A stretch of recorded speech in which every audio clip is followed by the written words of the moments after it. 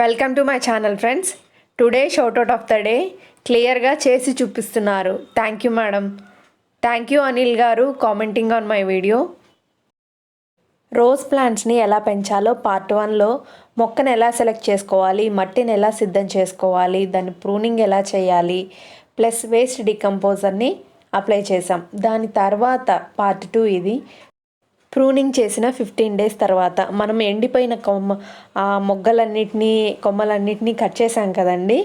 దాని తర్వాత 15 డేస్ తర్వాత అన్నిటికీ కూడా చిగుర్లు వచ్చేస్తున్నాయి. చిగుర్లు వచ్చిన ప్రతి దాని దగ్గర ఫ్లవరింగ్ స్టార్ట్ అవుతుంది.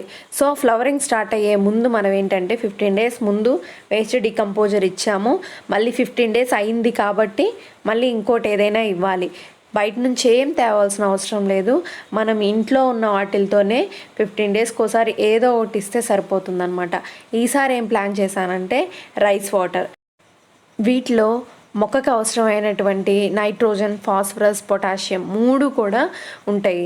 సో ఇవి ఫ్లవరింగ్ కానివ్వచ్చు, మొక్క ఎదుగుదలకు కావచ్చు, వేటికైనా కూడా ఇవి పనికొస్తాయి. సో రైస్ వాటర్ని మనం ఇస్తున్నాం. ఎలా రైస్ వాటర్ని 3 రకాలుగా ఇవ్వచ్చు. రైస్ వాటర్ కడిగేసి వెంటనే ఇవ్వచ్చు, లేకపోతే 2 రోజులు అట్లా పులియబెట్టి ఇవ్వచ్చు.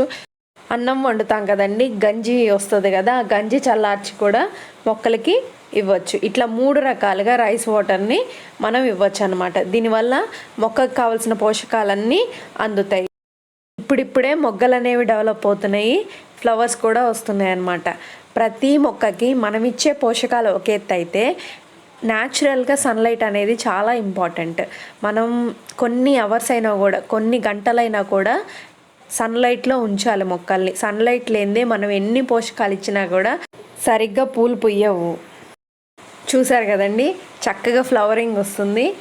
ఈ దశలో మళ్ళీ ఇంకో 15 డేస్ అయింది కాబట్టి ప్రతి 15 డేస్ని మీకు ఎందుకు చూపిస్తున్నానంటే అసలు ప్రతి 15 డేస్కి ఒకసారి మొక్కలు ఎలా ఉంటాయి, ఎలా చేంజెస్ జరుగుతాయి, ఏమేమి న్యాచురల్గా ఏమేమి ఇవ్వచ్చు అనేది ఒక ఐడియా వస్తుంది. కాబట్టి ప్రతి 15 డేస్కి ఒకసారి మీకు ఆ మొక్క ఎలా ఉంది అనేది చూపిస్తున్నాను.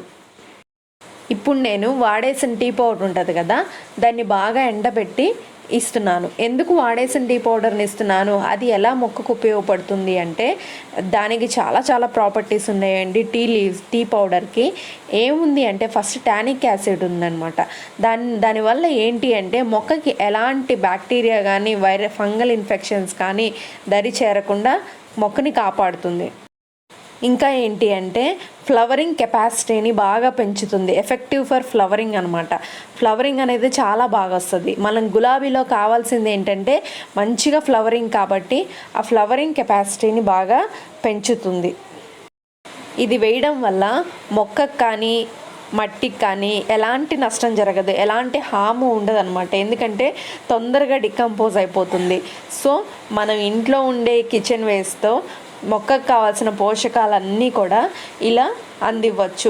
మొక్కకు కావాల్సిన పోషకాలు ఏవైతే అవసరమో అవి బయట ఇనార్గానిక్గా కాకుండా ఆర్గానిక్గానే ఇంట్లో వేస్ట్తోనే చక్కగా మొక్కల్ని పెంచేయచ్చు. సో నేను ఇట్లా ప్రతి 15 రోజులకు ఒకసారి ఉంటే అవి ఇంట్లో ఏవి అవైలబుల్గా ఉంటే అవి న్యాచురల్గా ప్రతి 15 డేస్కి ఒకసారి అందిస్తున్నాను. ప్లస్ ఆ మొక్కలు కూడా చాలా ఫ్రెష్గా ఉన్నాయండి. మీరు చూస్తూ ఉంటే ప్రతి మొక్క కూడా చాలా ఫ్రెష్గా ఉంటుంది. చెట్టు నిండా పూలు వచ్చినాయండి. ఈ వీడియో మీకు నచ్చిందని అనుకుంటున్నాను. మీకు నచ్చినట్లయితే లైక్ చేయండి, షేర్ చేయండి, సబ్స్క్రైబ్ చేయండి. నా ఛానల్లో మొక్కలకు సంబంధించిన మరికొన్ని వీడియోస్ ఉన్నాయి. మీకు కనుక కావాలనుకుంటే ఆ వీడియోస్ కూడా చూడండి. Thank you very much for your supporting.